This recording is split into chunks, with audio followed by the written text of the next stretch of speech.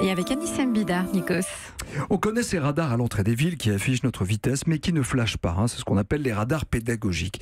Eh bien, à Nice, de nouveaux modèles arrivent et ils vont nous demander d'arrêter de téléphoner au volant. Oui, il y aura un petit panneau, attention, danger de téléphone, avec un petit bonhomme qui fait la grimace, exactement comme quand on fait un dépassement de vitesse. Et si on arrête de téléphoner, ça va s'éteindre et le petit bonhomme va faire un gentil sourire. Donc vous l'avez dit, c'est un radar qui ne flash pas, c'est un radar éducatif et l'idée c'est de pousser doucement les automobilistes à changer de comportement. Parce que depuis les smartphones, le téléphone est impliqué dans de plus en plus d'accidents. C'est pas seulement, c'est pas seulement le fait de téléphoner, c'est aussi le fait d'être distrait par les SMS, les WhatsApp et toutes les applications et les réseaux sociaux.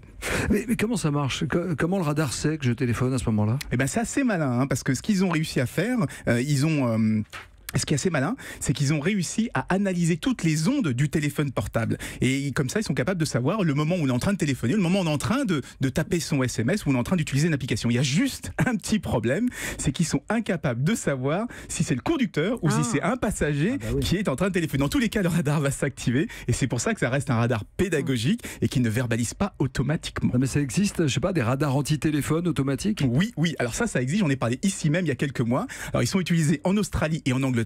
Ce sont des caméras qu'on installe sous les ponts en général. Et ils font de la reconnaissance automatique de l'image. Donc ils sont assez redoutables. Ils sont même capables de savoir quand vous utilisez une oreillette. Une oreillette, vous savez que c'est interdit depuis. On est épié de partout. On n'a pas le droit de téléphoner. Mais c'est voiture, c'est quand même dangereux. C'est dangereux. Et vous savez pourquoi ces radars ne sont pas encore arrivés en France? Dites-moi.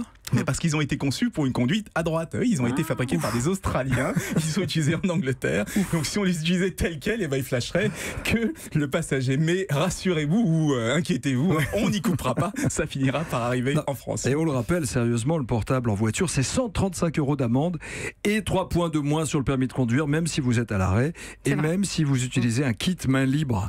Les gens pensent qu'avec le kit main libre, on peut l'éviter. Eh bien, non. Merci Anissa, on vous retrouve tous les jours dès lundi à 7h25. Merci.